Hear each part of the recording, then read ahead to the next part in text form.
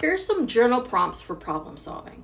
In order to navigate through life, you have to start to see yourself as an explorer. You're on your journey seeking knowledge and new experiences. You have some idea of what's out there, but you know you want to see it for yourself. Journaling is great for problem solving because it allows you to organize your thoughts and feelings. Journal prompt number 1. When a situation like this has come up in the past, what's worked for me and what hasn't worked for me? Right? Do I think those things will work for me now? Just like you learned in school, you have to understand your history or you may be doomed to repeat it.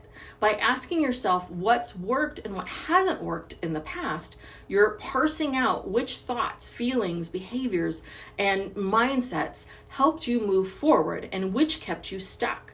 You want to spot the negative patterns of behavior because awareness is always the first step towards change. Journal prompt number 2. Right now, what feels like the best choice for me in this moment? If I make this choice, then what do I think will happen in the future? Is that the future that I want? Right? You've looked into the past and now you have more awareness of your patterns of thinking and behavior, which means it's time to look at the present day. There is so much pressure to make the right decisions all the time, when in fact, we have no idea if a decision is right or wrong for us until after we've made the decision. This is why it's so important to ask yourself, based on how you feel today, what do you want to do? You know what's worked and what hasn't in the past. Now that you're in the present, what do you think will work moving forward?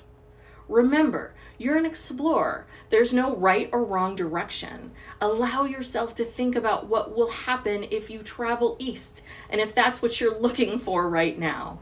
Then think about what happens when you travel west, and if that's the future that you're seeking. Writing your thoughts down allows you to experiment, so you can sit with various visions to help you determine which way to go.